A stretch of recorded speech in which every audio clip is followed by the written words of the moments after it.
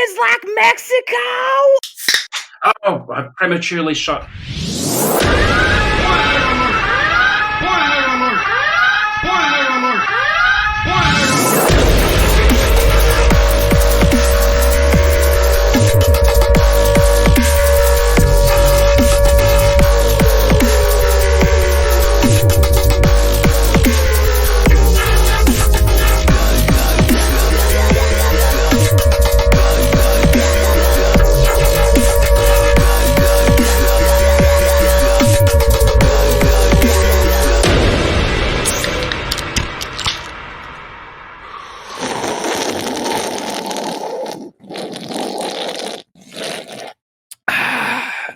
You spilled it on your crotch.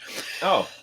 What's up, nerds and dorks? Welcome to PGSpoilers Cross Push to Plat, the ultimate crossover, the battle of the finest, the fight to the finish, the dueling podcasts. I'm your host, Residentdarrell. Are you good, dude? Oh, gosh. I thought you were going to friggin' either choke or vomit on the mic. Ladies and germs, that was Basheadhex. What's up, brother? Hi. And this week, we are going to battle with Push to Plat. We got CJ and Mindi in the house. What's up? Hey guys, thanks for having us. I feel so outnumbered right now. The testosterone is flying, isn't it? Yeah. No, seriously though, thank you. Y'all are talking singing penises, and I don't know if it's obvious, but I don't have one. My penis does not sing. Well, ladies and gentlemen, the night is still young. Yeah. So anything can happen on this show. I like how it shows the recording like that. Yeah, absolutely. So, all right. So here's what we got tonight. It is Push to Plat. It is PG Spoilers, and we are coming together to break down our review / full-on spoiler cast of the Dark Pictures Anthology Man of Medan. So like I said before, we got Basheadhex, we got Mind is a City, Mindi, and we got CJ. How do you say your actual name? Your government name? Affectatious donk. Affectatious donk. Please, yes. Before we go any farther, explain your gamer tag to us. Well, I really like my gamer tag. So I don't know if you're familiar with the word affectation or affectatious. I wasn't until I was actually I was doing some reading for a class I was preparing, and it was in a musical example. I won't bore your listeners, but it was quite cleverly used. They sort of misappropriated it, I think, but it worked quite well. And I was like, what does this word mean? So I looked it up, and affectatious means like fake, for show, pretentious, all these sort of, hollow, all these sort of, derogatory type things. And then donk, of course, is a poker term. I'm sure, anyone who plays would be familiar with it. So donk is a very bad player, a fool, or an idiot. So the name just works perfectly. A pretentious idiot fool that does everything just for show. Very, very cool. What I think is funny is if you listen to Push to Plat for a while, we haven't really done this in a couple months, but for a while, CJ and I had word of the week, and we would send each other like a new vocabulary word. And he started off with affectatious, so I assume that's the day you read it. Yes.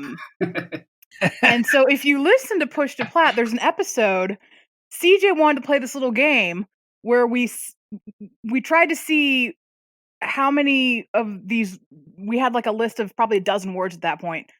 How many we could slip into the podcast naturally, and it's for him and me to go back and listen to it. It's funny. I think it's just confusing and weird to everyone else listening to it, because they're like, what, why the hell are you using these really obscure words? This doesn't. So basically Super Troopers. Yeah, kind of, except we're not saying meow. We're not saying meow. We're saying weird words. License and registration meow. Well, just to catenate onto. Yeah, what is so damn funny? All right, meow. I can say meow. I can say moo. For $20, I'll even call him a chicken effer. License and registration, chicken effer. Man, I haven't seen that. What a stupid movie! I love it. I I live in the Midwest, and a friend of mine lives a couple hours away. And when you're in the Midwest, you drive everywhere. That's just what you do. So when I would drive to see her, like the midway point between me and her is just this little highway or road offshoot called Mexico. So every time I would, and it's not like Mexico the country, but like every time I passed it, I would call her and I'd go, "You kids like Mexico?" Kids like Mexico. That's awesome. That's gonna be the intro to the podcast. Before the music starts, you kids like Mexico. Okay, well, before we get on track, I want to go back to the donk, because here's what I thought. Right? When I first read it, okay, I'm from South Carolina, so my IQ can only go so high by default. By default, it's got to be low 40s, and that puts me like really the upper echelon of what we offer. Okay. And so, did you say it's a level cap? Yeah, there's a cap. Yeah. And so, when I read it, I kept reading affectious. Like, even though it's not, I kept reading affectious. I'm like, affectious donk. And a donk here in the South is an old Cadillac or Caprice jacked up on like 24-inch wheels, you know? So, like, yeah. Typically, when you think of donk around here, it's an old car with smoke coming out of the inside because they're blazing up and these giant wheels. So I'm like, an affectious donk. So it could work still then. Yeah. Yeah, that's crazy how two totally different images can get thought up of that. So every time I read this name, I couldn't, in my mind, pronounce all the syllables, because in my head, it was just like an affectious donk. So for whatever reason, I just liked this car in my head. It's like, what you know about a donk? What you know about a donk? Yeah. Y'all got big spiders over there in Australia. You ain't got cars like that. I like your one. It's more of a conversation starter. My one is more of a conversation stopper, which works for me as well. So people sort of look at you and go, "Oh, okay." Very nice. Well, either way, I am super excited about tonight. I've been looking forward to this, and we've been talking back and forth, a little behind the curtain, on how the sausage is made. We've been messaging back and forth on trying to find ways to cross over the shows and to have more crossover in general, us doing things together. So Man of Medan is on the menu tonight, but before I go too far, I would be remiss if I did not read my trophy count on the show. Now, if you're listening to this show, whether it be on the Push2Plat feed or it be on the PGSpoilers feed, the flagship show of the Proven Gamer Network, the only show with PG in the title, by the way, I would ask that you take a moment to go to the Trophy Horse Facebook group and use the hashtag read Residentdarrell's count on the show. That count of which is a level 43 with a total trophy count of 9,699 trophies with a platinum count of 175. So if you would just take a minute, the only housekeeping you're getting tonight, ladies and germs, is the trophy count. Go to the Trophy Horse podcast and say, hey, Skippy Mick, because he changed his name. What? He did? No, his name's Tricky Mick, but he's been playing all these stupid Japanese visual novels where he skips all the dialogue and just collects the trophies. He's not even playing games anymore. But he's been assaulted by my words on the podcast for so long that he finally came out of hiding and started buying all these easy platinum games where he doesn't even have to, doesn't do anything. He keeps sending me videos of him watching Netflix, and it's just text on his Vita and dialogue just flying through because he's skipping it. And it's just like, boom, trophy, boom, trophy. He's like, oh, you suck. I got another platinum. Oh, you suck. I got another platinum. So anyways. Well, at least we can read your trophy list. I mean, correct. He can't even read his own trophy list. It's all these little symbols. So, all right, all the BS out of the way. Now we're going to get into this game. So, just a little background information on the Dark Pictures Anthology. This particular game, Man of Medan, is the first of what I assume is going to be around 5 games. Yeah, they want to do 5. They want to Yep. do. I think they said they want to do 2 a year, which is awesome. But this is by Supermassive Games. They are the creators of the game Until Dawn, which is one of the best games to come out on the PlayStation 4, in my opinion. I've thoroughly enjoyed that game. But spoilers, I've really enjoyed this style of game, this interactive action adventure with a horror flavor. I really dig these type of games. They're almost like interactive movies, you know. But this is the first of, hopefully, if all goes well, 5 of these type of games. And this one, I guess the overall premise would be it is a ghost ship story. You have a handful of teens that are going out for a scuba dive, looking to find some cool World War II-esque stuff. And they ultimately find themselves, as circumstance would unfold, on what you believe is a ghost ship. and it's worth pointing out that this is based on an actual urban legend of the Orang Medan. Like it's an actual ghost ship legend of a ship that disappeared sometime in the mid 40s. Which is very, so they're building off of this urban legend. not to be confused with the movie Urban Legend. That is correct. But it would also be cool if they built off that. So, well. All right, that one fell flat. But anyways,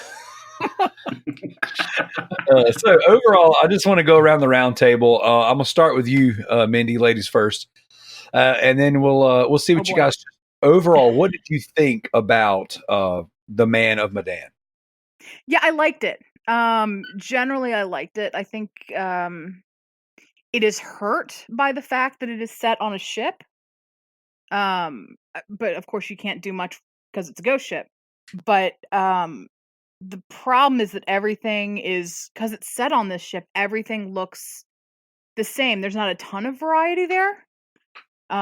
So they really have to work to get the scares in, and sometimes it really works, and sometimes I think it doesn't.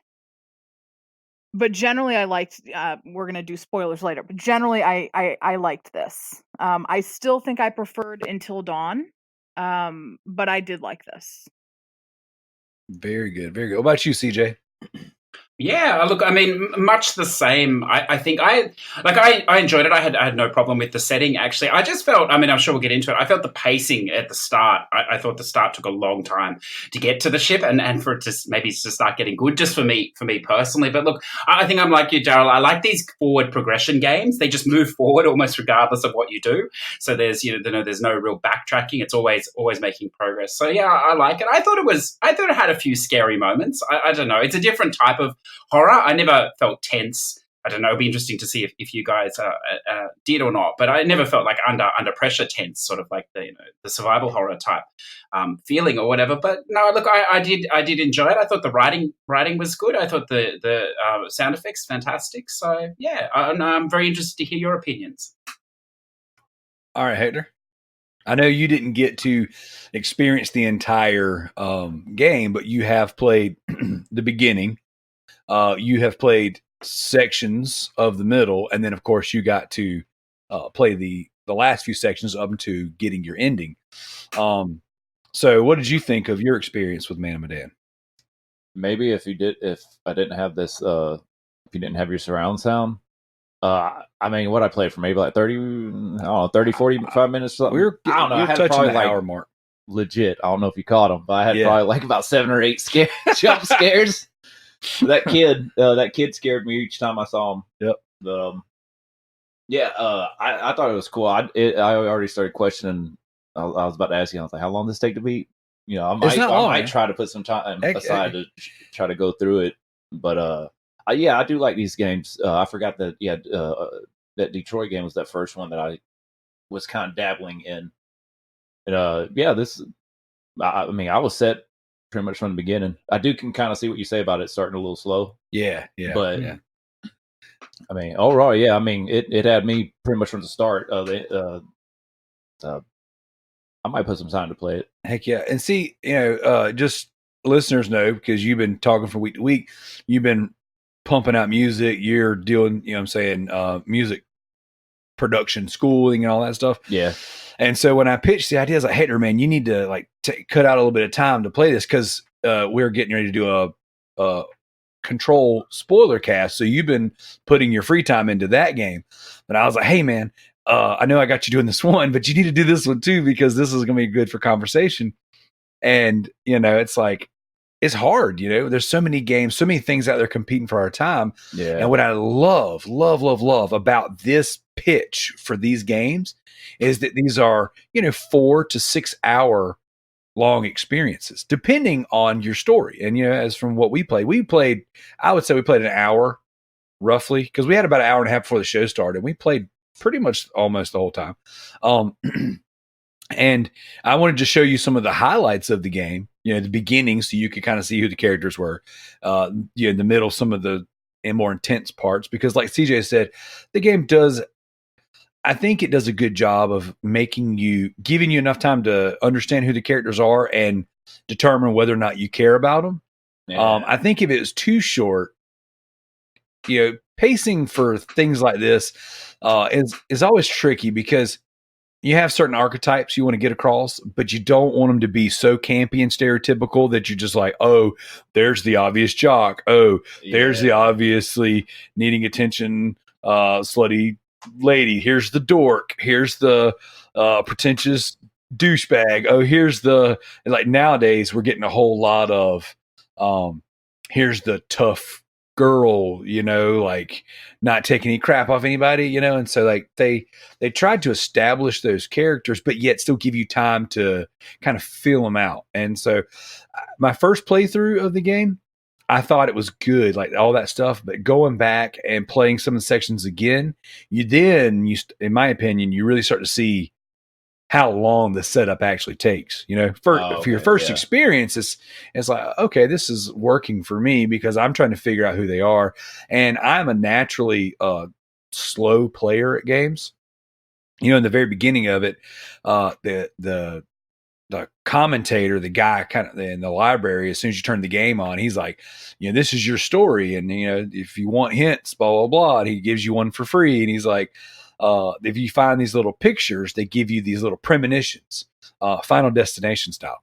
So like for me, I was, every scene of the game, I was searching for these little pictures.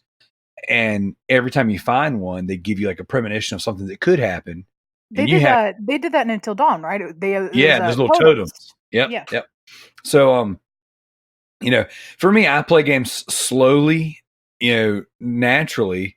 A, because that South Carolina IQ, you know, level cap. And then B, because I'm an old school Resident Evil player, and it trained me to search every nook and cranny for things that might be useful. And for whatever reason, I can't shake that. I play everything a little slower than most people. So either way, so my opinion of the game, I really liked it. You know, I naturally gravitate to these style of games. This particular developer already has my heart. So it's like, when I heard this was coming, I was like, oh, absolutely. I'm a day one guy on this one. And will continue to do so for these games. I have played Heavy Rain. I have played Detroit Become Human. I have played Beyond Two Souls. I've played Until Dawn. So all the Telltale games, I enjoyed this type of stuff, you know. And these are much better. What about Indigo Prophecy? I own Indigo Prophecy, and I have not. I think I might have started it years and years ago. Or Fahrenheit. If you're anywhere other than North America, it's called Fahrenheit. Yeah, I have Indigo Prophecy on the PS4 right now, because you can buy it digitally. And I had Alpha Protocol on the 360, which is another something similar to that. Either way, I like this style of game. So that being said, I really enjoyed it. I thought that the characters worked for me. I didn't feel like they stuck to one archetype too hard. You know, like just when I thought, oh, this is this type of person, the options you get to choose the characteristics, you know, whether you be, I don't necessarily think they were limited to good or bad decisions, but it was like, each character, when you had a dialogue choice, you could kind of go one way or another. I felt like there was enough diversity there to where, like, the people I thought I was going to dislike from the beginning, I ended up liking. And then the ones I liked in the beginning, they didn't, I didn't dislike anybody. Like in Until Dawn, there were certain characters that I couldn't stand. Like that Emily chick, couldn't stand her the entire game. Well, you're not. To be fair, you're not supposed to like her. Right. They definitely played more on kind of stereotypes. You're like, she's the one you're kind of rooting for her to go. I want her to die instantly. I was like, yep, she's dead. First chance I get. But no, these characters, I didn't feel that way.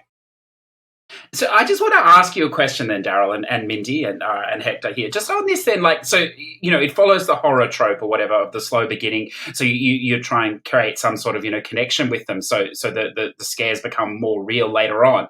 But, like with typical horror, it either goes one of two ways. You either connect with the characters so when, something happens to them, it is more shocking. Or it's that other side of horror where, when they die or something happens, you're almost rooting for it. You're cheering, you're happy. Yeah. So did you, like, where do you think this game sits for you? Were you at that point where you're just like, yes, finally, they're dead? Or were you more like, I don't know, were you more invested in trying to keep them alive, do you think? For me, I wanted to keep them all alive. Like, I actually liked all of the characters. In the beginning, the ship captain, her entrance is she's marching down the dock. She jumps into the boat. She's rude. And then she takes off in it like, oh, here I am, the stereotypical bad A, watch me be rough and tough. And I immediately was like, yep, don't like her. Can't wait for her to die. But throughout the game, she actually becomes helpful, and like, I guess depending on the dialogue options, I didn't want her to die. And, so I actually enjoyed her character by the end of it. I thought everyone else was pretty solid. And then of course, Sean, is it Ashford? Is that the guy's name? Ashmore.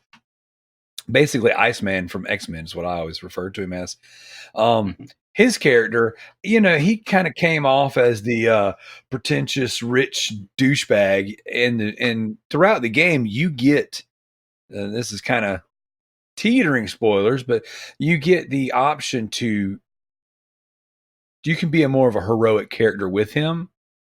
And I chose those options and it played out well for me. So by the end of it, he was my favorite. Yeah. I kind of expected him to be like the douchebag. And I was like, yeah, I eventually am going to get sick of this dude. He's probably a bit of a wiener as well. Like, so you kind of like, he's a coward. You're going to want him dead. But I felt like in the end, I liked all the characters, and graphically, I thought the game was great. So one of the things that Hector and I were talking about before the show is as you're walking around, like facial expressions were done really well. The camera angles were really good. Those fixed cameras kind of perched up in the corners. I know you had said something on Push2Plat before about this game's like the master of the long shot. Have you played anything that has as many long shots as this? Like, like the remake of Resident Evil 1. It's called remake.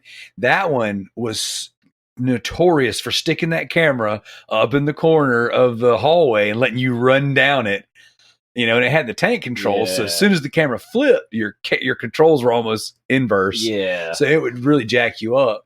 But this game made me feel like it gave me like that nostalgic feeling for old Resident Evil from the camera angles. And it was really, to me, it's almost a testament that kind of style of game can still live today. But I thought the environments were good. Like, one of the things we talked about a lot was these people, like so many of these characters didn't have shoes on the majority of the game. And it's like, they're going to get tetanus literally as soon as I was thinking that a lot because you're not just walking, like you're jumping down broken platforms, and I'm just like, oh god, like at some point there's going to be like a QT, and if I fail it, you're going to get tetanus and die. Like, yes. Graded floors. Yeah, all this, just everything was rusted and rotted. So but the sound effects, like Hector was saying earlier, like I've got a really decent sound setup up here in my studio / office, and I got a really good sub hooked up under my desk, and it's pushed up against a wall. So when that sub starts kicking off, it almost rattles the wall, and then like just kind of reverbs across the room. And this game did a really good job with sound, from the wind chimes in the very beginning, when you're doing the flashback scene, up to the really dramatic bass drops, and I'm saying the ship moving, and the sound design was really good. I really enjoyed it, and it was very atmospheric, because it's like Hater said, he didn't get to play the whole game like we did, but just the hour or so he played, he was in. And a lot of it was, we came up here into the studio, I cranked the sound way up, turned the light off, and it's like, here we go, we're going to pass the controller and play. So you really gotta feel those kind of games, man. I mean, you're really lacking if you're just. I feel like you're lacking if you're missing out if you're just playing through TV speakers. Oh, absolutely. At least not headphones, but then if you have surround sound, or get a sub pack. Yeah, get a sub pack. Absolutely, I agree, and I think that we did an episode of Push2Plat several weeks ago. We talked about music and ambience and atmosphere, and this is one of those games that really, the scares are really contingent on that sound design. Yeah. Because I watched you jump a few times. Some of it was the cheesy jump scares, like they set you up, they baited you, and then boom. It was almost like the timing to me was a little bit different, and that's why it threw me off. Because like movies, you can kind of pick those. You can almost count it down. And 3, 2, 1, jump scare. It was funny because in that there's a scene where you have to open up that casket and all the blood's in it. Oh yeah. And it was like, I knew, when I first got there, I was like, oh yeah, something's going to jump out at me. And you lift it up and you hold it for a minute, and it's almost like just enough time for you to go, just let your guard down, and then boom, they got you. So it's good. So like I said, overall, I really enjoyed the game. How did you find, because I was thinking about it as you talked, thinking about Resident Evil 7, because I know you've played that, and I was thinking about, that game, I felt tense the whole time. Even just walking through a door was tense in that game, and in this game, I didn't feel that so, it definitely felt like what you said, the jump scares at times, but there was sort of, bits where you're more lulled or whatever else, I suppose, and, through sound design and just there isn't as much happening, you're just transitioning scenes or whatever, but to me, it didn't have that continuous, knife edge, even towards the end where the narrative picks up very quickly in the last sort of half an hour. I mean, most happens in the last half an hour, but sort of what I'm getting at in a long-winded way is, how did you find the QTEs in this game compared to Until Dawn in building that tension? The heartbeat things, I think they were called, with the X button. How'd you find that? Oh, go ahead. No, you go ahead. I was gonna say, I actually liked the Until Dawn one a little better. The Until Dawn one, you had to be very, very still, and obviously from a gameplay perspective, all you have to do is put the controller on the table, right? But generally they did it during times when you're immersed, and you don't immediately think, oh, I just need to put the controller down. You're literally thinking, I need to sit here and I need to be very, very, very still. Versus, and I think that's very effective. I think it is more immersive versus just kind of watching this little meter go by. And the problem is you're not looking at this scene unfolding on the screen. If your character's hiding and whatever is looking for you, or whatever you're hiding from, approaching, you're looking at this meter down at the bottom of the screen and watching the little heartbeat pictures go to the X button so you can hit it. I think that's a disconnect. It's not going to fully take you out of the game, but I think Until Dawn did it better. Yeah. That makes sense to me, because just as you explaining that, since I'm kind of out of the loop with most of these games, I could see that. That's a way to just literally lock you in. By holding on to that controller, because so if it's using that sensibility thing for you to and Until Dawn, you'd have something looking for you, and if you moved your controller, it would almost like move your character like you rattled or startled something, and it would get you caught, so you'd have to hold it completely still. Whereas in this one, they were like, okay, now let's play on that heartbeat, and that heartbeat section comes up several times in the game. And so there's certain scenes where your heartbeat's more intense and more sporadic. Because you played two of those I thought scenes. the heartbeat part was cool. It was but very. Then hearing her explain that, I was like, well, that's cool too. I thought it was cool. It was different, and like it really plays on that tension of when you can relate to that type of tension, where it's like you've been in a situation in your life where you're like can feel your heart beating out of your chest. Oh yeah, and there's certain times in this game where that creeps up a little bit, and I thought it was cool. As far as what CJ was saying, like comparing it to Resident Evil 7 did a really good job of building tension through silence. In Resident Evil 7, you didn't really have near as much ambient music building the tension, because what they did was they had an ever-present threat that you couldn't really kill. And so it would have to be dead quiet so you could hear his footsteps in the room beside you. So when you hear Jack Baker walking and rattling, running through, looking for you in a room beside you, hearing the wood creak in the floor and him slamming doors and hearing that sound get closer to you, it put me in almost a state of cardiac arrest. Like I literally felt chest pains playing that game. Like I played with my headphones on, cranked, and lights off, and giant TV right in front of my face. It was just like I played that game and set the mood as best I could, and that game was less enjoyable because of how intense it really was. Resident Evil 2 Remake is the same way. Like one of my biggest gripes with that game is that there's an ever-present threat and he's constantly after you, so it keeps the tension ratcheted up so high you can't enjoy your atmosphere. Okay. Whereas this game, you had a quote-unquote ever-present threat. You had that guy, or three guys technically, what I'm saying, kind of looking for you. And then you had the things that you saw through the game. But realistically, I never felt like I was in danger until the quick time events. Does that make sense? So it's very different. Very different.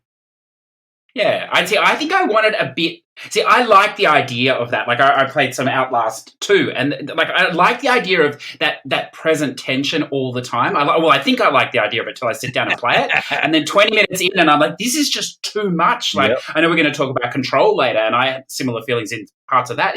It's so much, and I think this. Like, what impressed me the most about this Man of Medan is that it's a much more complete package than I thought it was going to be. I felt like it was going to be a bit episodic, a little bit like good or whatever, but some cheesy moments and just sort of a bit put together and maybe graphically whatever. But like on that side, I thought like it was really well put together. I just think, and maybe it was the topic. Like I know that the next one that's coming up is more. I'm not sure if it's set in Salem or it's more witch trials and all this sort of stuff.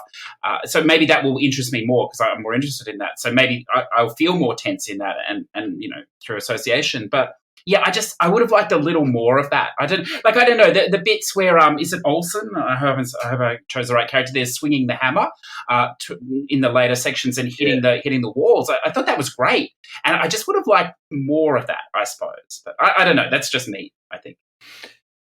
Yeah, I can see that, and I think that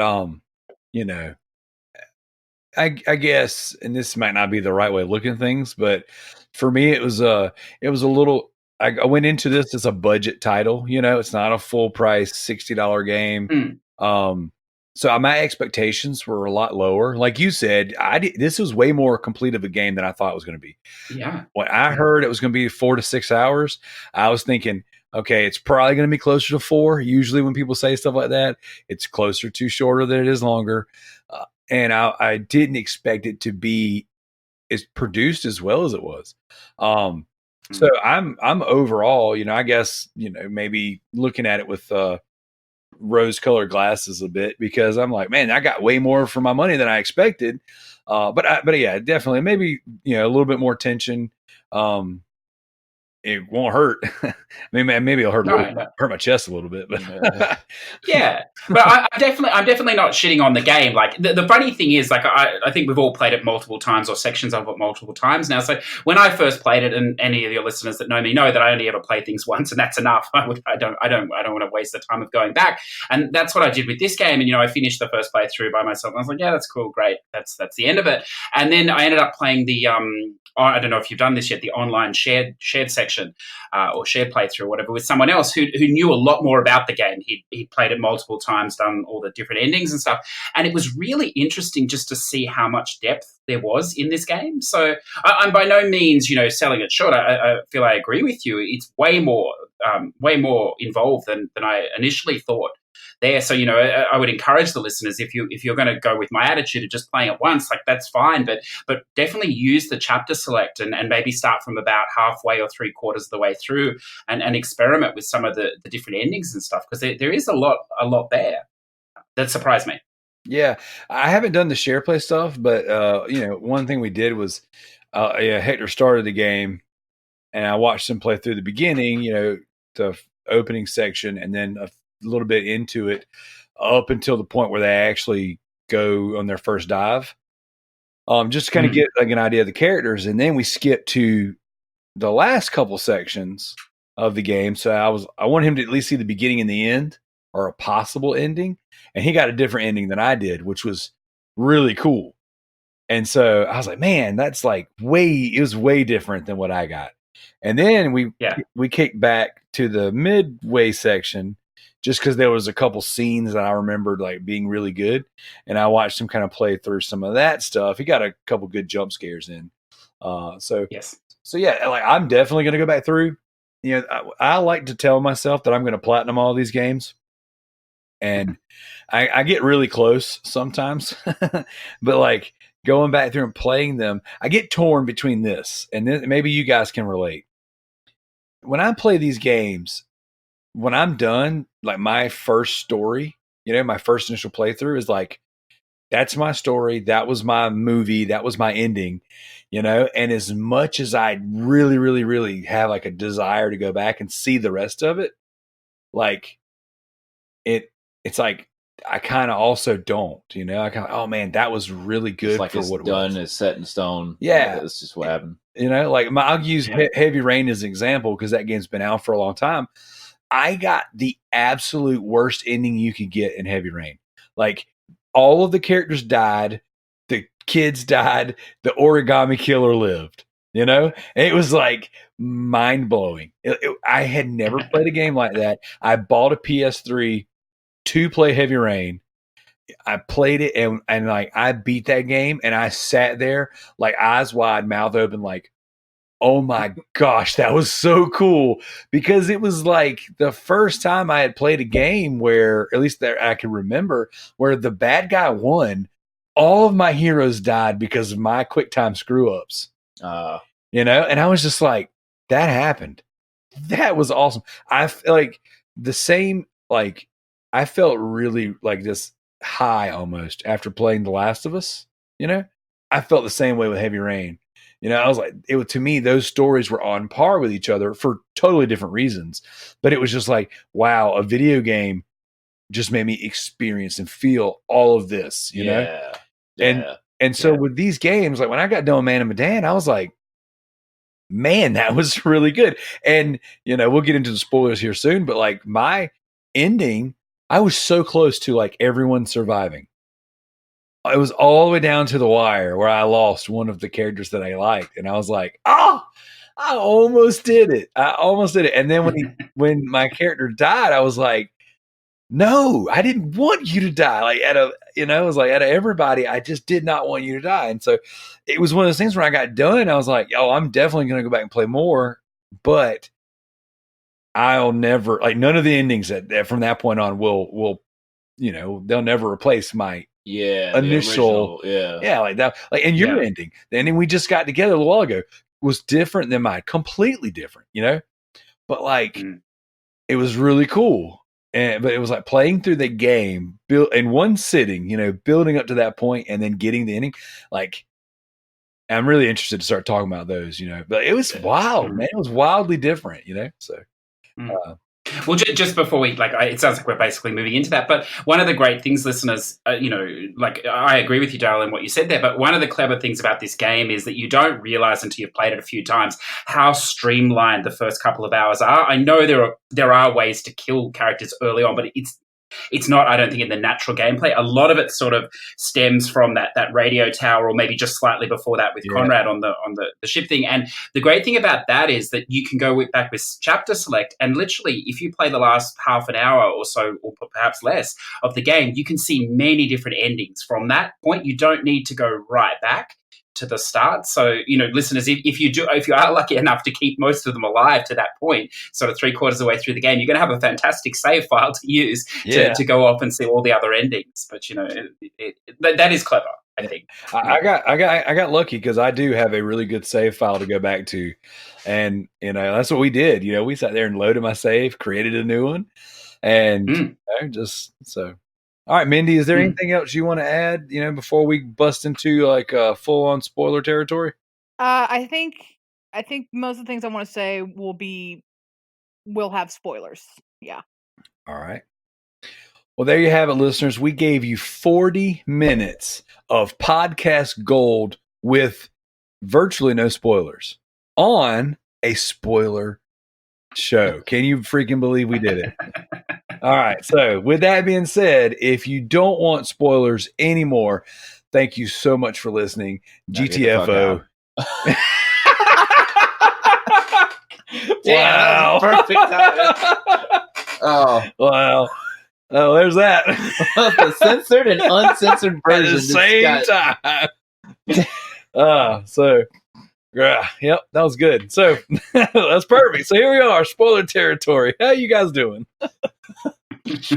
Let's attack. There you go. Who wants to go first with spoilers? Can I throw out a question first? Because it's spoilers. What was if you remember, what was the best jump scare in the game for you? Mindi, what was, if we go around the table, is that cool? Because I just want to see if mine's different to everyone's. We'll do it. What was your best jump scare that really got you? Honestly, my favorite kind of scares are ones that the game does not call attention to, and this is general in horror movies as well. So I think a lot of modern horror relies way too much on the loud sound, violin jump scare, right? In Man of Medan, there are two that I'm thinking of, and it's because the game does not call attention to it at all. You're obviously going to see it, because it's neither of them take place in long shots, but it doesn't really pay attention to it. One is, I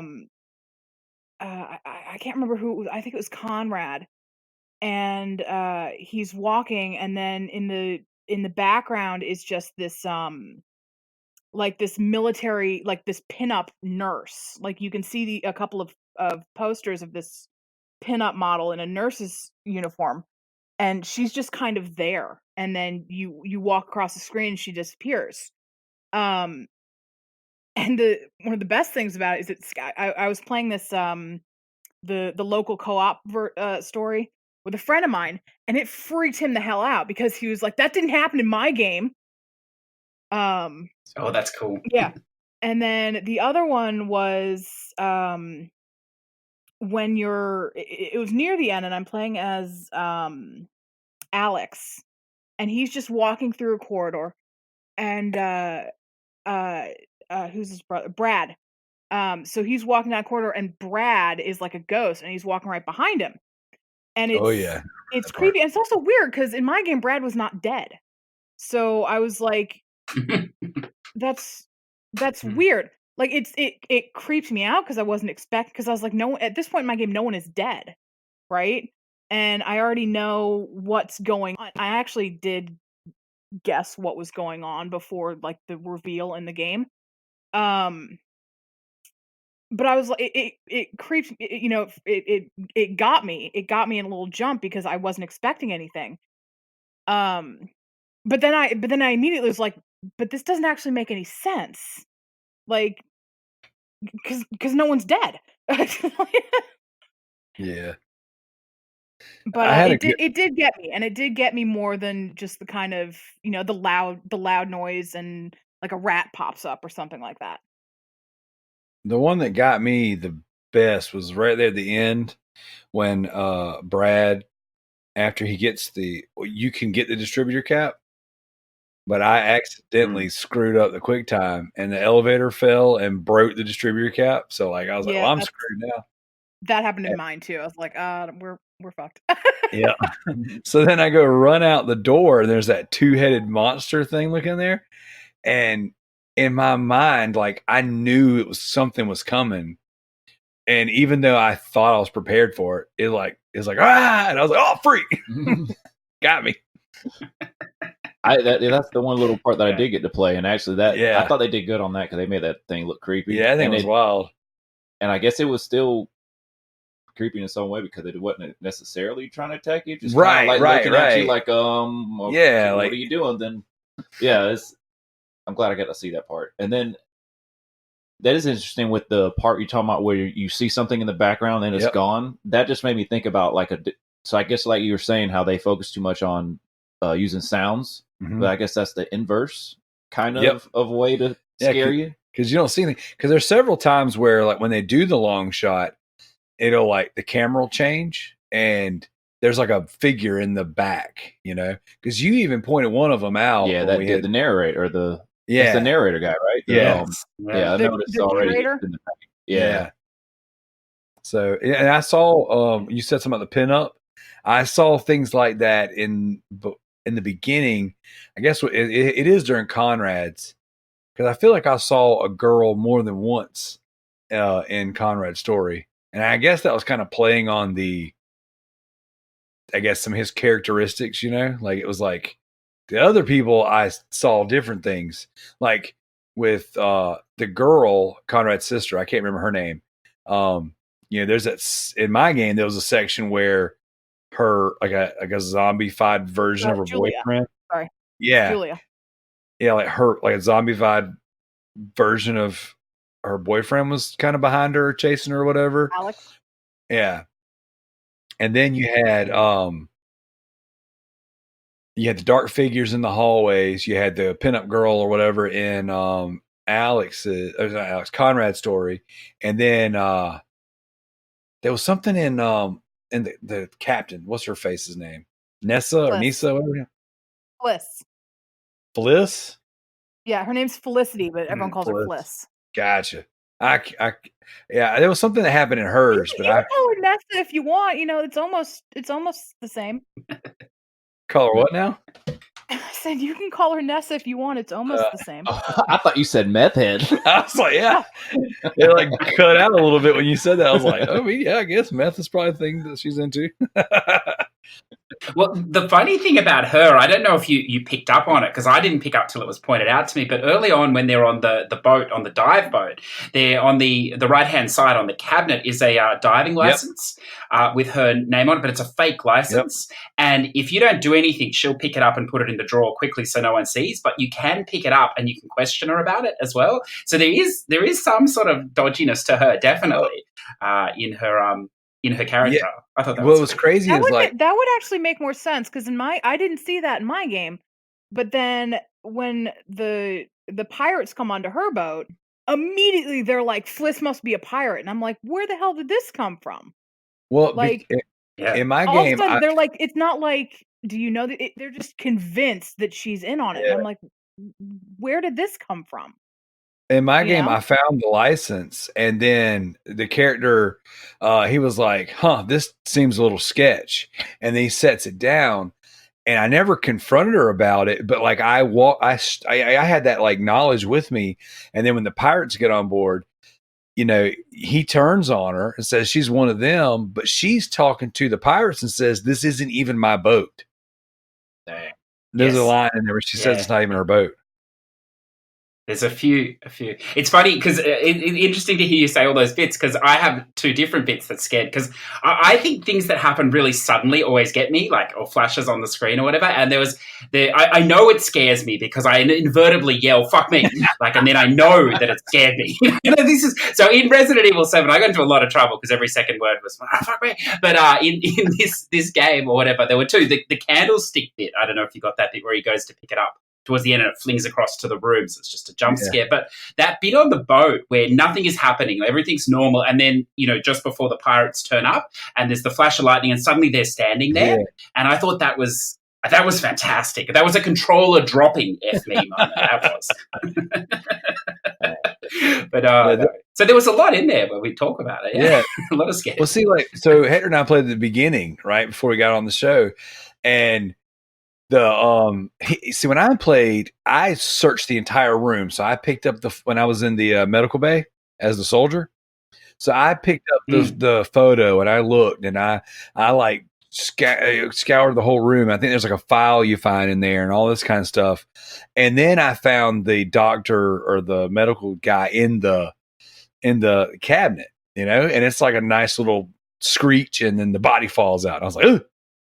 Hector plays, he goes immediately for the cabinet and it's just like straight to the yeah.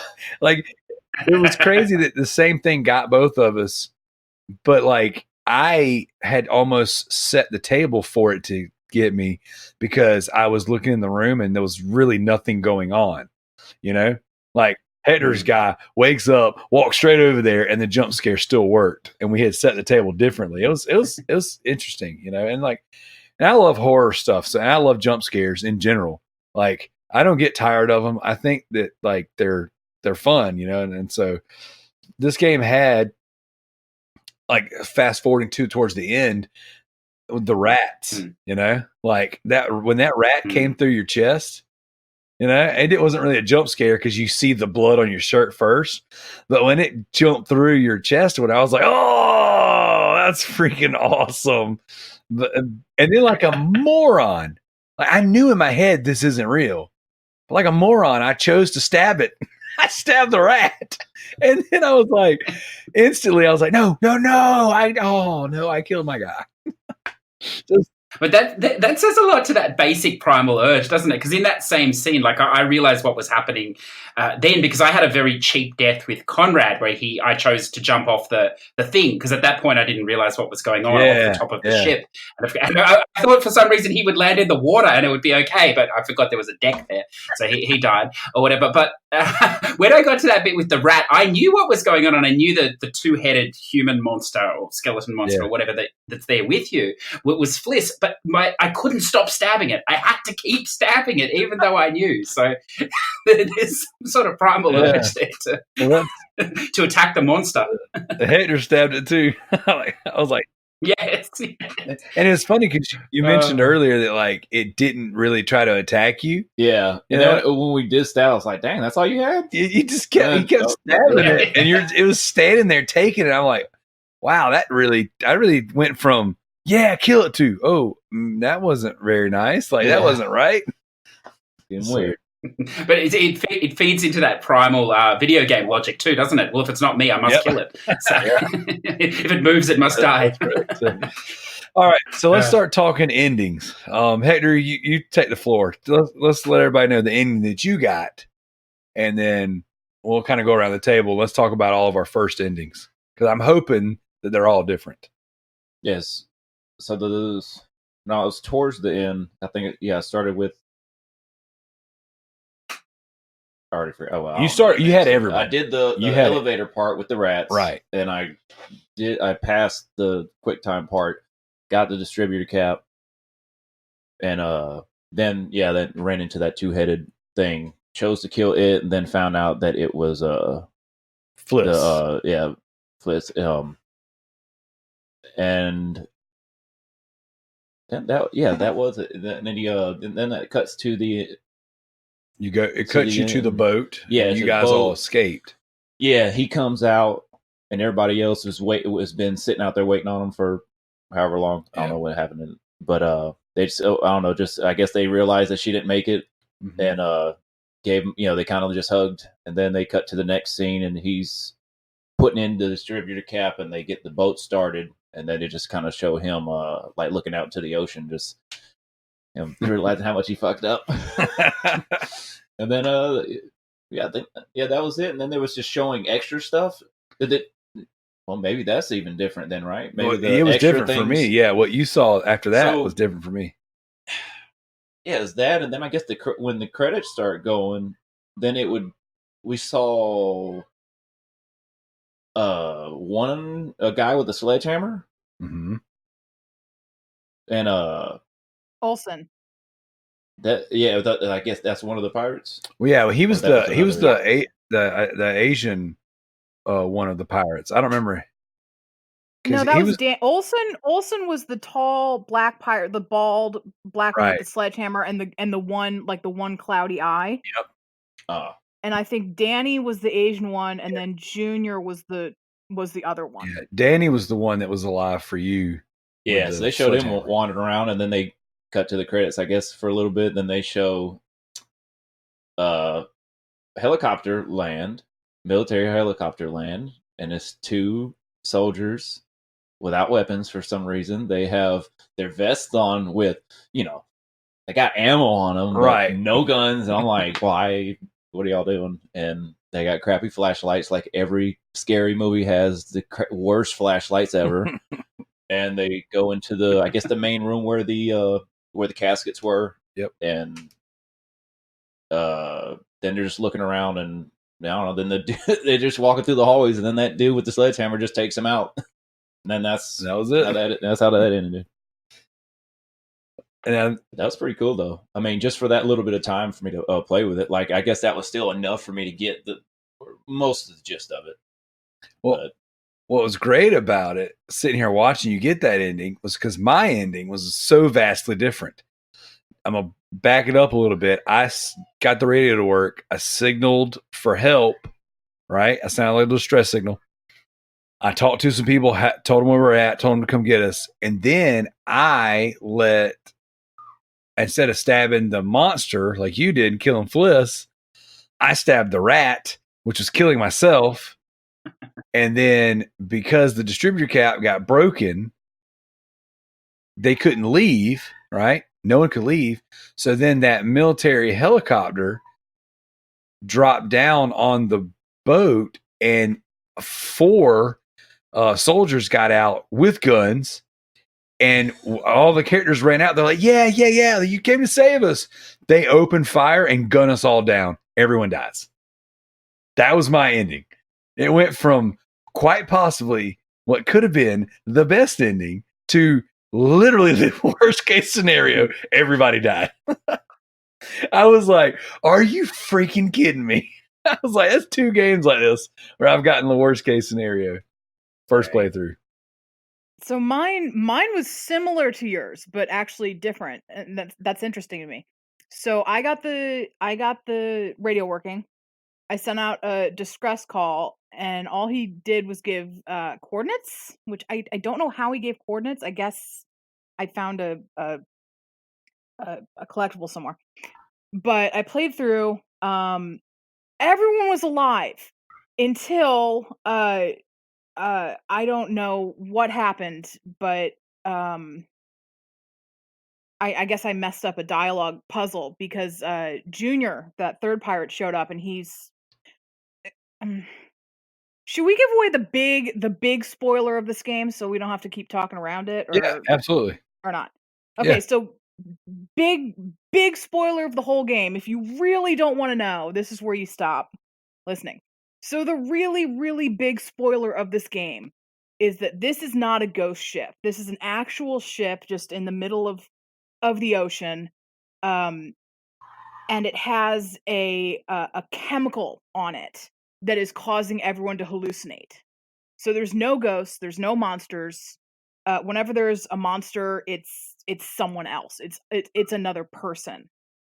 Whether it's one of the pirates or one of your friends. So that's the big spoiler. And I hope we get to a point where we talk about whether or not we liked the fact that was a thing. But so in my game, at this point, they come across Junior, the third pirate. He's freaking out. He's hallucinating. And in my game, it was Julia and Brad. And they had both had a conversation where Brad says basically that. He's like, I think we're all hallucinating. He said, I think there's something in this ship and it's making us crazy. So Junior's saying, he's talking about the mist and like one of us is the mist or whatever. And so I'm trying to talk him down and say, there's no mist. Like, nothing's happening. And he just shoots Julia in the head just immediately. And I was like, oh, fuck. I messed that up. And then distributor cap got broken. And so I was like, okay, but I called the military. Which at this point I was like, but I feel like that's probably not actually a good thing. Because you've got this hallucinogenic chemical on this ship. And part of the thing that hurt me here was I do know a little bit about the man of Medan and about the Medan, the ghost ship. And I know that this guy wrote a letter to the CIA about it in like the 1960s. And the CIA wrote this guy back. And you can actually go onto the US government like documents website. It has been cleared for public. It doesn't say anything. The guy was like, the CIA guy was like, we got your letter and it's interesting. Thank you. But the CIA guy, or the guy who wrote to the CIA was like, it was like a conspiracy theory. Like he basically was like, I think this explains a lot of disappearances and stuff. And not so conspiracy, whatever.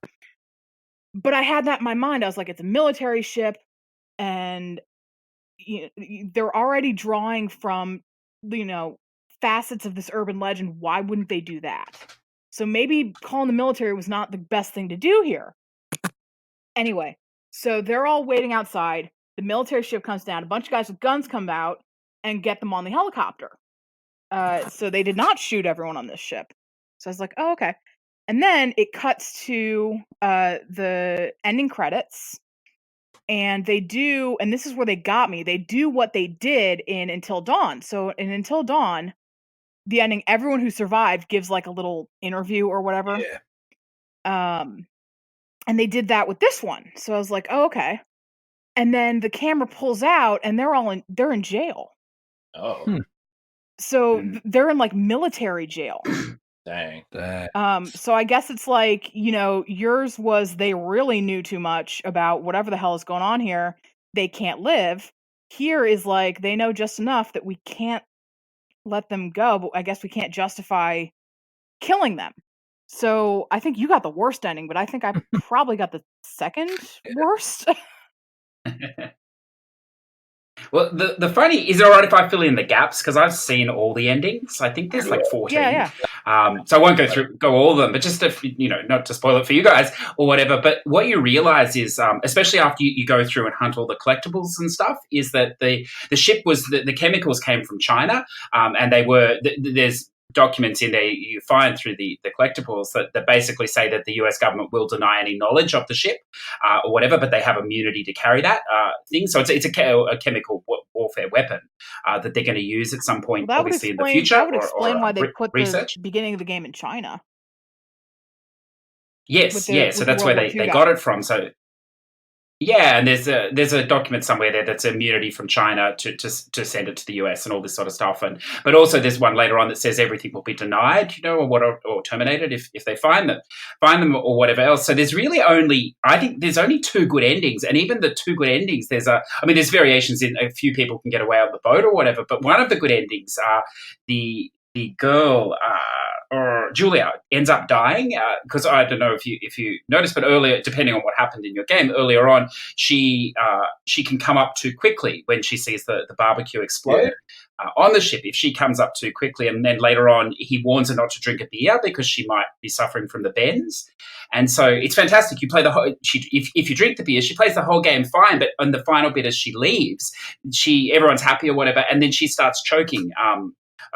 in the middle of the boat, and she dies from the bends. So even though you got through the whole game and you get everybody out, that decision of whether you drink the beer or not with her, an hour into the So I mean that ending, you think everything's going to be great or whatever else, and then that happens, but then you realize all the other endings are variations of that military prison or the ship being blown up by the military. There is no way they were ever going to survive that unless they get off without telling anyone, basically. But not to go through all the endings, but there is one really cool ending. Now, I don't know how to get it because the person I played with set it up for me, so I'm not sure how complicated it could be. I have a feeling it may be a little bit complicated, and it revolves around everyone dying before you get to the I think it's the radio room, so you have to take opportunities when you get them. But it ends, and I don't know if you want to set this up, but you can always watch it on YouTube because it's a really like a what the fuck is going on moment. That a sneaky ending they put in where I forget one of the pirates, the Asian pirate. You said his name before. Yeah, Danny. So he's left in the ship. They're the only two people alive in effect. He and Olsen, and Danny picks up Olsen's hammer, and he walks along and he sees Olsen lying on the thing, like it looks like he's dead, and he goes up to him, and then all of a sudden Olsen sort of starts to levitate. His eyes turn red, and he becomes like the Terminator in effect, and he just sort of makes Danny explode. And that ending ends there. Now, I'm not fucking with you. This is actually an ending to the game. So I know, check it out. It's called the Terminator ending. So listeners and yourselves, I'm not bullshitting you. It is a real ending. It has no real connection to the story or whatever, but it's fantastic. That's interesting because I actually forgot to say that Danny Olsen stabbed Danny in my game because he was tripping out on the Manchurian Gold, and then Darrell, you guys said that Danny was alive at the end of your game. I just assumed he was always going to die at some point. Same. You see, so I wonder how that comes into play. I honestly don't remember. I felt like he was left for dead in my game.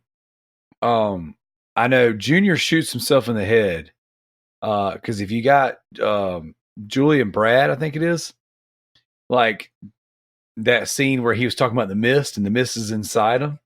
I was able to talk him down, and then he kills himself.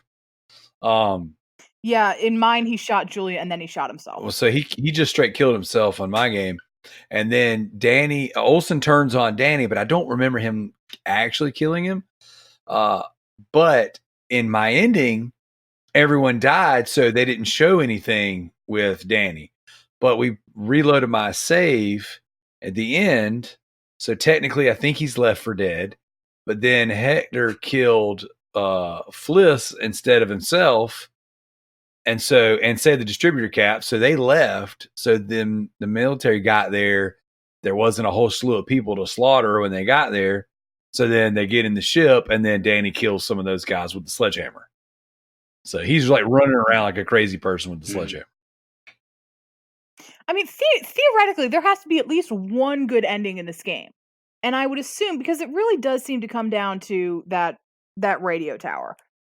And I would have to assume, because you can't just tell them where you are unless you know. So you find collectibles, and I assume that you can go through the game without picking up any collectibles, and if you make this call, you can be like, hey, we're lost somewhere. Like, you don't have any coordinates to give them, and you don't know the name of the ship. And then if you're able to get the distributor cap, assumedly, whoever survives the Medan can get back on Fliss's ship and leave. Like, I have to believe they have put that in there. So, well, it all hinges around in that room. The radio tower is where everything diverges. So you can get all your endings from there, basically, if everyone's alive. But where it deviates is in that room there's a journal, and if you read that journal, it gives you the coordinates. So if you don't read that, then when you do make the call, you'll never know the location. So the military won't turn up. So it all hinges on that one decision, whether you get a good ending or a bad ending. I wonder with the radio. So I have to assume that's got to be a good ending, though. If you don't read that journal and you don't see, because you can pick up like little crew clothing and stuff, and I'm sure one of them will say like the SS Medan or whatever it's called. And even if you don't know the coordinates, because this is like a secret military ship or something, that's got us set off red bells just as much to say, oh, I don't know where we are, but the ship is called the Medan. I think you can. It does, but they can't find the ship in time, so you can get away. Oh, okay. So without the coordinates, I gave them the coordinates right on my save file, and then when we reloaded it with Hector, he saved the distributor cap, but then chose to be aggressive against the two-headed monster. All right, but you have the opportunity not to be aggressive there. Yeah. So I'm wondering if you can give the military the coordinates, save the distributor cap, and then choose not to stab yourself or the monster, and then that give you the good ending because you have the distributor cap. You can still eat. Because after you stab Nessa or Fliss or whatever freak her name is, I keep getting it confused with the chick off Arrow for whatever reason. Either way, after you stab her, you like immediately go, oh wait, that was not a monster, that was her. Yeah. So yeah, it's very cleverly done to have so much deviation from that one point, and also to put it far enough, close enough to the end that you would perhaps replay the 20-minute segments for different endings, as opposed to just going to YouTube and going, I'll just watch them here. So yeah, it is. I thought it was good. There was a couple things I just wanted to throw out there that aren't necessarily so much spoilers, but I just admired, the craftsmanship. One of the things we noticed about Fliss, I'll say her name right this time, is that like they did a really good job with some of the detail in her body, because she's showing, like her midriff, and you can see her back because she's wearing that, that tank top or whatever. And like there were certain times where like she'd move her arm or something, and you would actually see like lines in her back, and her lower back and things like that. And like it was really. Like there's certain parts of this game where detail and graphic wise, they really did a fantastic job. And it was really funny because Hector was like, Hector pointed out the detail in her mouth. He was like, man, it seems like her teeth are like a little bigger, so it makes her lips kind of poke out a little bit more. And then he killed her. And then when he did, her jaw like sunk in. So her top lip and her teeth were bucked out. Yeah, it was real bad angle. Really bad. It really exposed those teeth. We're like admiring the detail and the graphics and stuff. Like, man, they did a really good job. Blah blah. And he goes, "Yeah, I really like this part." And then like 10 minutes later, well, there goes that.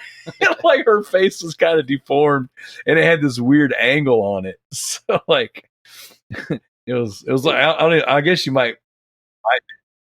Seeing you brought that up.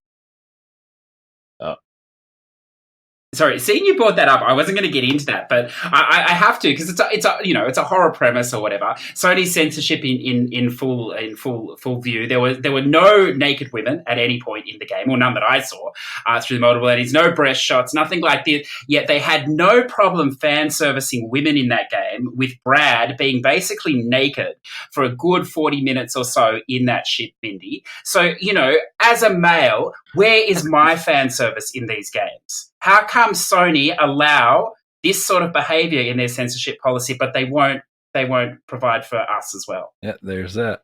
See, I know you're joking, but it's the same way on all the other platforms. It's not a Sony thing this time. Sorry. But how come there is female fan service in this game and not male fan service? Did that not bother you? I mean, I wouldn't call it fan service so much, because Brad's got no shirt on like half the game, but he also looks like a fucking zombie. Like he got seasick, and for most of my game, he's just pale. Like he already looks dead. So I'm like, this is not sexy. This is it's just a poor sick man. Look, as long as they don't say no, it all counts, so. Anyway, I just thought I'd bring that up. What was that hashtag that dude said that made me want to slap him? I'm glad he drowned. Oh, yeah. He said, it's like hashtag not a bad idea. Or hashtag my thoughts exactly. Oh, yeah. Yeah, oh, my drowned. God. Yeah. He's like, they're like walking. It was like him and Fliss were walking through this corridor at the end of the game. And Brad's the brother with glasses, right? Yeah, he's the nerd. And so he makes a comment. She said something about them getting out of there. He's like, hashtag my thoughts exactly. And it's like cringe. And he's like, oh, I want him dead. Literally, like 2 minutes later, he drowns the guy. And to me, too, I was like, dang, girl, she just stood there and watched it. I thought she was going to grab that rusty shovel and try to hit the lock with it. Yep. And I was like, no, it didn't even give you a second chance, too. And you're like, search. I was waiting for that. Yeah. That's what I thought she was going to do. She just freaking let me. That's what you get for saying hashtag. So I'll let the same. I do want to point out something I appreciate, and that's in a lot of horror, and mostly American horror. It's not as common in like Asian or Italian, especially Italian horror. There are certain characters that you just know from the offset. You're like, you're either going to survive or you're going to make it through the majority of the movie. And they did this with Until Dawn as well, right? Because at the time, Until Dawn was filled with mostly either unknown or like really relatively minor TV actors, right? And no, Rami Malek is a lot bigger now, but at the time he wasn't. But the most recognizable person in that game was Hayden Panettiere, right? So you're like, okay, she's going to make it to the end, and maybe you can kill her at the end, and maybe not. But it's true. No matter how you play Until Dawn, Hayden Panettiere is going to make it to the end of the game. So it was the same way. Well, they paid her a lot of money, so they wanted to get their value. And so it's the same. They kind of played on that with this because Shawn Ashmore is the most recognizable. Like I'm pretty sure the other characters are fairly unknown. I could be dead wrong, but Shawn Ashmore, I think, unarguably is the most recognizable person in this cast. And there are lots of ways you can kill him. But what I think is most interesting is you can get him out of the game really early on, before you even get on the Medan. If you do these QTEs right, when the pirates get on Fliss's ship, and he's like, I'm gonna steal the pirate ship or something. Yeah, they're little drama. And if you and he's like, I'm gonna, and he can actually do it, and then he's just out of the game. And this didn't happen. Like I said, I was playing this co-op with a friend of mine who was, a couple hours ahead of me on his own game, and he said, "Yeah, in my game, he just I think there's a trophy for that. Like too. he just got on the other ship and just took off." I'm assuming maybe if that happens, he can come back. I would hope that he's not such a douchebag that he'd just be like, "All right, have fun," that he would actually go and try to get help. Sucker. Oh, that's another thing, by the way, is that you talked about how he was a jerk and then he's more heroic. In my game, he was a heroic douchebag. Like, he was a douchebag all the way through. And then at the end, when they're giving those little interviews and you realize they're in military jail giving these interviews, everyone else is like, Alex is like, I wish, I should have gone down there with Julia. Maybe she'd still be alive. And Fliss, who was the only person with common sense, was like, I told him not. She was literally like, I told him not to fuck around with dead people. Like, bad things happen, right? And then Brad was, I don't remember. He was like, oh, it was crazy and scary or whatever. And Conrad is sitting here. He's like, I don't know, man. I mean, I like girls, and I'm down for getting down. He's literally like, I'm down for getting down with any girl, but this nurse, man, like, she turned into this monster, and it was such a boner killer. And I was like, dude, like, first of all, your sister just died, and you're in, like, we don't know this, but that you're in military jail, like, time and a place, and this is not it. Yeah. Dude, what's funny, did you guys romance Fliss? Like, were you able to get into any kind of romance with her? No. I did. Yes. I don't remember what the decision was that once the makeout sesh starts to where you can interrupt it. But I don't know how far they'll take it. But like, I had got all the way to the point where they were making out and kind of like trying to make their way to the bathroom. and then got interrupted by his sister. Oh, yeah, I'm just sitting there. I cannot imagine being in that place and thinking that that's the time to try to get it on. Find a bathroom where in that place? Yeah. Which one? Just pick a corner. No, I mean, it's all everything's rusted on the up. small boat that they start on. Oh, no, yeah. Okay. You can go to deck, and there's like that's not the table area. There's like a bunk bed, a bedroom, like a small bedroom, and then a bathroom. Oh, yeah, okay. Even then, still, that's like you're not gonna be able to sneeze and people not know what's going on. So much less, you know what I'm saying, bump uglies. Yeah, it makes more sense. Yeah. I have a question for you all because, lately, you know, we've had a lot of horror movies. You know, the Stephen King, the second chapter of It comes out or whatever else. And one thing I've grown to realize is that I like horror, real life horror, a lot more, or at least realms of possible horror, as opposed to supernatural horror. It just annoys me, So obviously problems with Stephen King and stuff like this. But one of the big things between this and Until Dawn was that in Until Dawn, it had me all the way until the Wendigo came and they went down that path. Now, correct me if I'm wrong. I know there's a lot of strange things going on in America at the moment, but the Wendigo is not a real animal, is it?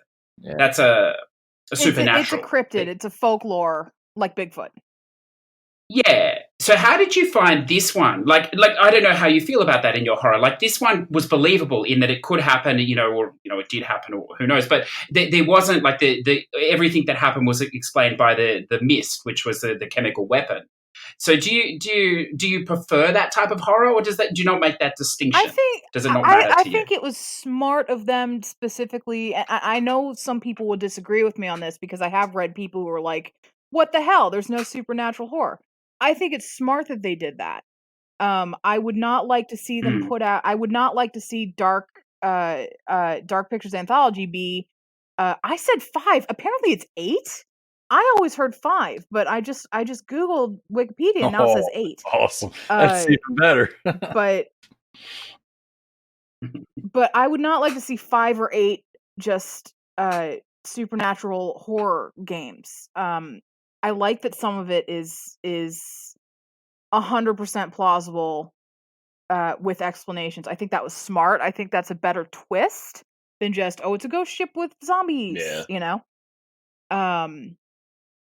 I think not all of them should be, on the flip side, I don't think all of them should be like that either. I think they need to, that's one of the things I like a lot about, like anthology horror in general, like Tales from the Crypt or even the Twilight Zone, or Night Gallery, is that not all of it was like aliens and monsters and supernatural stuff. Some of it is more psychological, and some of it is more just the horrors of man, and I mean that like human, not like gender.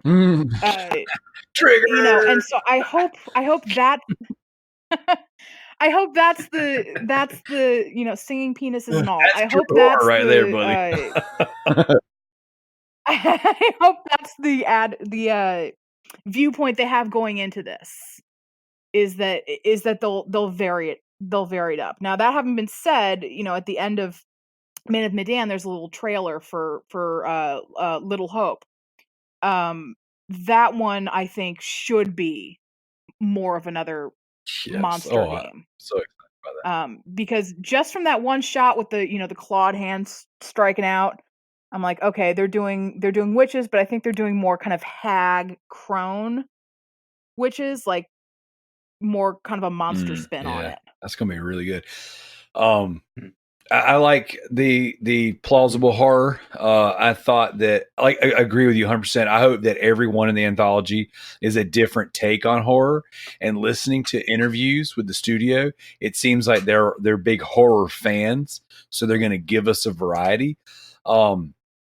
Until Dawn had the supernatural thing in the end, and it was cool. And I like stuff like that. I like all types of horror. So, like, realistically, I'll take it any way you serve it. But with this one, I was kind of like, I was on to the Manchurian Gold from the beginning. Like, as soon as in the opening of the game, they drop those crates down, lightning strikes, stuff starts kind of ooze out of it. You see the mist. Like, to me, it just made sense the whole time. to me, the trick was trying to determine when you are and are not in the mist. You know, like for me, it was like I always knew that none of this was real. It's not a real ghost ship. I picked up on it. I didn't know necessarily it was a chemical weapon, so I started reading some of the files and stuff like that. Well, the ship is real. Right, it's just not a ghost ship. But you know how in the game you start seeing things, and each character has their own different little hallucination sections, but also, we talked about earlier, each character has different types of imagery in their game. Conrad saw the pinup woman that was really cool, and that is that whole section where she did turn that that ballroom place too. Yeah. The Fliss, the window. Stepped outside for a minute, went back in. Everything's all all that blood and stuff everywhere, and so there was little things. And so for me, it was like, oh dang, like this section of this particular part, I'm in the mist, especially after that dialogue with Junior, when Junior's like, the mist is in you, and the mist is in me, blah, blah, blah. And, it was cool. I liked, it being grounded and still giving me horror, but yet having a very solid explanation as to why you could get away with that, and if you back it up to the very beginning, the little kid running around, in the very beginning, you have the dialogue choice of, do you want to ask the little Chinese man about your son, or if you're going to get rich? Yeah. I asked about getting rich. You asked about your son. And even though like the outcome is bad regardless, death is your outcome. When you get on the ship, you see the little picture of the boy beside the table.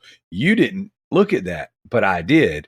So even though I didn't ask about my son, I still saw a picture of a little boy. So then whenever he started to go down the corridors and see the little boy run around, it made sense. I was like, later on in the game, I was like, I was in the mist. I was hallucinating seeing my kid. Yeah. And that's what that was. And then of course you see the little zombified boy or whatever.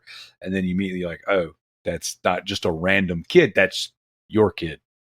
So before that, or as that part was happening, I loved how I had, in like a split second, I was like, oh shit, they about to show this dude shoot a kid? Yeah. Oh shit. No, then it's like, okay, they pushed it to the point to where they could just get away with it. Yeah. I thought that was going to be a dialogue choice too. Like, oh no.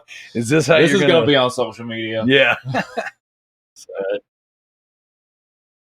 I think one of the coolest things, and then one of the funniest things, at least in my game, was Fliss is walking around alone, and at this point I know. I'm like, all right, you guys are hallucinating. Like I can't prove it, but this is my theory. And she walks into like a ballroom. And she's like, what the hell? And she can walk, and I think that's where, when you were talking earlier about opening the coffin and there's I think that's the same part of the game. But it's also when she can find, and she does find, because it's the same thing, crates of Manchurian gold, and like right next to it is a door that goes out onto the deck of the ship, and it just shows her there sitting and breathing for a minute, and then she turns around, walks in, and the ballroom's gone. So I'm like, you're definitely hallucinating. You definitely, and please let this, track with some of you and realize that maybe something is wrong. But it's just, these cool little details I like, because you don't have to do it.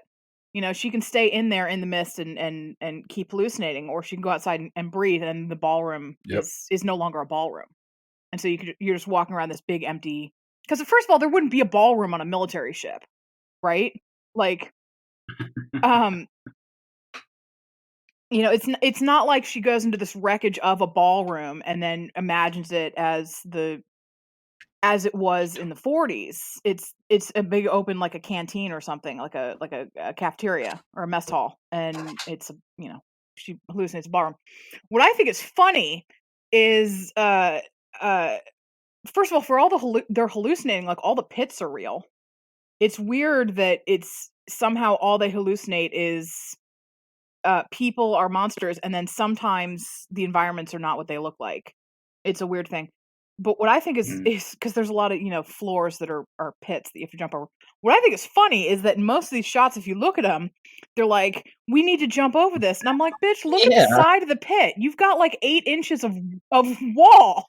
Like you can like kind of shimmy And you're across on the barefoot. ledge to get over this pit. Like you're not even gonna try." Yeah, it's sometimes the the little bit that I did play, sometimes that I guess the nerdy guy, some of the voice acting parts on him, I was like, oh yeah, I could have done a little bit better. But yeah, there was a point where we had to jump over a beam and then another hole or something. But once I saw, I'm like, man, this chick is barefoot. How are you going to even try to do this? And it's all ripped up. Yeah, about that ballroom. Darrell loaded that up for me, so I just kind of like jumped right into that part.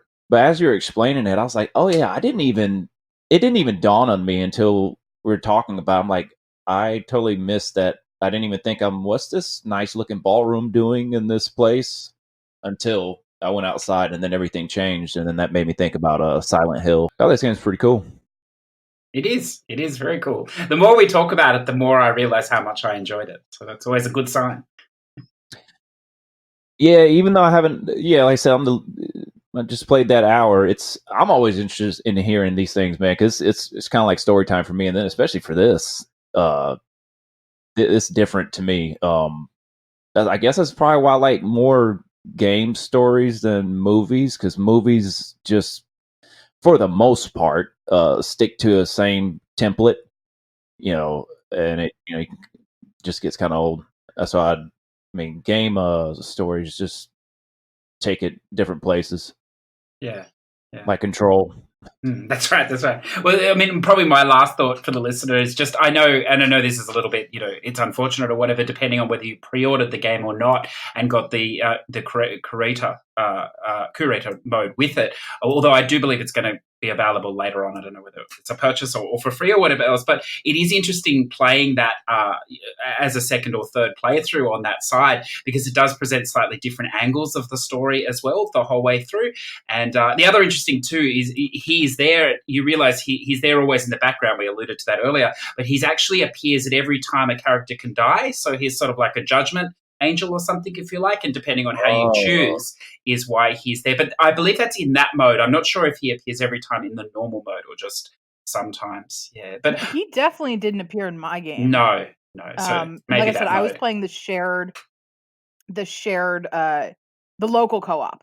But you actually, I did want to ask, because you did the online co-op. Yes. Does that play any differently? Is it a matter of, or is it just like the shared co-op where it just says, hey, it's your turn, and then you solely are responsible for that part of the game? Or is it, if there are two characters together, one of them, one of you is responsible for one character, one of you is responsible for the other one, and you both, get through or don't based on how you work together? Yeah, I mean, it's a really interesting idea, the shared online. So the gameplay time will be about 3 hours, maybe slightly less, so substantially shorter, because you don't see all the scenes. Your partner will be doing different scenes on the ship to you at the same time. So they're paced quite well. If they beat you to it, then either you're pushed along or they sometimes have to wait, depending on what part of the story it is. But it's only a minute or two, because they're done in small segments. So it does shorten the playtime down a lot. You don't see everything, I suppose. I think one of the disadvantages of the online play, and I hope they keep it going in the next series, is that they didn't account, or there probably is no way to account for lag. So a lot of those heartbeat things become really difficult if two people need to do them at the same time. On an online connection, and if one misses, the event fails. So that's a little bit of an issue, perhaps, that maybe could be left out of the online play, which you wouldn't have in local co-op, because you're both there. There's no latency or whatever. But I mean, the only other thing is, I believe that some of the collectibles are only available in playing the online mode, although if you do have that creative mode, you can do it that way. So in a way, that's a little bit easier. But if they looked at that issue of maybe freeing up the collectibles and that, I think it plays really well, and you do see a different side of it, because you don't see everything. So, and I think at 3 hours, that's a very easy length to play as just like a movie, in one sitting or whatever. I found the game overall we didn't talk about that, but the 5 to 6 hours is just a bit too much for me to play in one sitting. I can't do that. But the 3 hour mark was quite good. So yeah, the online has a lot of things going for it, I think. Very cool. Very cool. Yeah, I want to ask, did you guys? Oh, go ahead. No, I was gonna say I haven't got to experience the online with anyone yet, but like I'm interested to play this with my wife because she's not much for video games, but we've played the same team made Hidden Agenda, the PlayLink game where you play through. We played that live on the show one night, and where you use your phones to make decisions, and it's very cool. So this is the type of thing that my wife can get down with, and maybe in 1 to 2 sittings we could knock this out together. So I'm excited to play it with somebody. Yes, yeah, no, it is a very enjoyable way to play it with someone else, I think. So what I like at the beginning, I don't know if you noticed, but it's like when you load into the game, the first option is don't play alone, and then underneath that is play alone. And because I played it alone the first time, it's not great for your self-confidence when you see that don't play alone and then play alone. Yep. So yeah, that did kind of throw me off. Yeah, it is. It's geared that way. Yeah. So. It's geared to play with someone else, I think. So, yeah, very cool. What I liked is, and this is speculation on my part, but I think because most of the collectibles in this game make sense. It's all stuff to do with the ship and whatnot. But a couple of them are just are mostly like magazines or books, and I think they're in there as hints for future games. So like I think one of when you're on Fliss's ship, one of them is reading a book, and I really do think it's about the Salem witch trials. Yes. Well, can I spoil something? Anything. Can I spoil something for you? Mm-hmm. When you because I imagine you will platinum it, so you will see this anyway. But the pictures you can see that foretell deaths and things like that, the premonitions. Mm-hmm. There is, when you get to the final one, there's a gold one when you get them all, or you can find. I think again, you can only find this in the online co-op or the creator mode. It's actually a premonition for a death in the next game, so that's pretty cool. Oh, that's pretty great. So, yeah, that's so cool. Yeah. But there was another one, and I wish I could remember. It was early because I got it like the first time I picked up the game. It has something to do with like Egypt, like ancient Egypt. So I really kind of hope they do a mummy thing. Oh yeah, I think that would be fun. If you get 8 games, we could get vampires, witches, werewolves, mummies, zombies. Interdimensional type shit. Oh yeah, aliens. Yeah. But then you're getting real close to that whole, we don't want 8 games that are all supernatural. No. So at some point you got to go more towards psychological horror, or more towards just murder. Oh, The Shining, President Trump episode.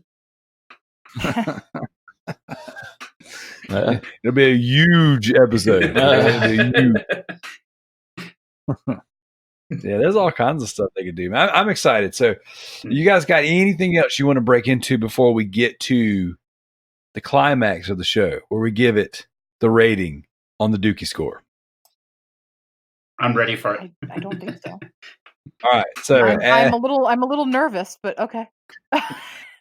As a tradition on the show, we rate our games as any good, upstanding video game website would do. You'd want to be you want to be represented by your score system, your scale, right? And so here on PGSpoilers, the flagship show of the Peruvian Gamer Network, we like to do reviews as well as the spoiler cast. So we give our reviews, whatever we're talking about, a 1 out of 10 dookies.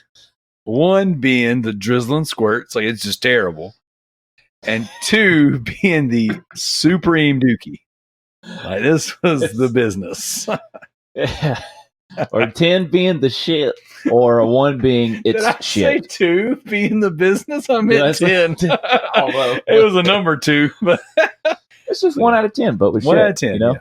I might have said 2. Who knows? I'm just making it up as I go along, anyways. So. Going around the round table, ladies first. Mindi, what do you give this game on the Dookie scale? I don't quite understand your Dookie scale, but I would give it a 7 or 8 out of 10. I enjoyed it quite a bit. And I agree with whoever said it. I think it was CJ. The more we talk about it, the more I realize I enjoyed it more than I thought I did. All right, CJ? Yeah, look, at this point, listeners, I'd like to declare that I have not taken any money from any publishers for my view or a free code, so it is totally my view. I give it an 8.73 on the Dookie scale. Oh, getting technical as shit. Damn. That's right. It didn't quite come out. It was just a little short of a 9, a little bit too much of a push for me. But 8.73, I feel, is my rating. Oh, that's a solid. That's a first. Firebud. Worth your time. Yeah. I can't give it ratings. I don't know if I could give one. It's not a valid. I don't know. I give it. I'd probably still say like 7 or 8 just from the 1 hour. I think 8 is very fitting. I think that it was a fantastic game.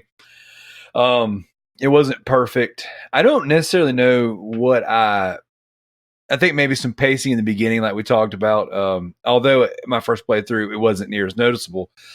Playing through it additional times, and I can see where there's going to be some, some slow parts. Overall, I enjoyed the story. I like the characters, graphics, and audio. I already said I thought was good. So yeah, it was a very solid 8. So I walked away really enjoying it and looking forward for more. Look forward to more. So, and then that preview at the end for Little Hope, that one's really got me intrigued. Like I was excited for Man of Medan, but I am like anxiously awaiting Little Hope. What is it? I'm thinking about that now. Like I don't understand. Out of that preview for that one, so what is it about a witch type looking? It kind of looks like they're going kind of the Blair Witch route. Yeah.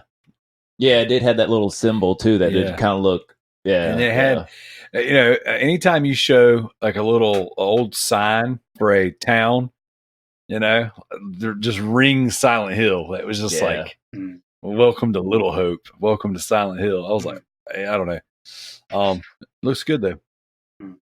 Yeah. So with that being said, thank you, Hector. Thank you, Mindi. And thank you, CJ, for joining me tonight to do this PG Spoilers Push2Plat crossover. I think an hour and 40 some odd minutes of podcast gold is definitely good for the listeners. I think that we did them a service tonight. I think that they really do owe us for this enjoyment. Money, letters of love, or just going to the Trivia Wars podcast group, the Facebook group, and saying, hey, read Residentdarrell's trivia count. These are all ways that you can show your gratitude and affection for the eargasm that you just experienced. Or you could go to Apple, iTunes, Apple Podcasts, whatever they call it these days, and leave Push2Plat a 5-star rating. Leave PG Spoilers a 5-star rating, and maybe even while you're rating the shows, helping us be recognized by other eager listeners, you can leave a review, and that review can say something along the lines of, hey, on the Dookie scale, I thought Man of Medan was, and then whatever your rating is, so. Thank you guys so much for joining me. Thank you so much for listening to the show, for subscribing, for putting up with our nonsense. With that being said, we're going to shut it down. And if you guys have anything you want to say signing out, now is the time. Holla, holla, holla. I'd just like to thank you for the opportunity to come on. I've been listening to you guys for months now, and it's great to speak to you and Hector on your show. It was very enjoyable for me, and thank you. Yeah, it was a lot of fun. Maybe next time I'll have a can to open as well. Or just the scotch that you've been promising to your listeners for weeks. Yeah, I should have gone with the scotch. Yeah, always next time. I'm just going to say bye. All right, awkward as ever. Everybody. All right, guys, that is us. We're out. Have a good one. Later. Bye. You are here because the outside world rejects you. This is your family. I am your father.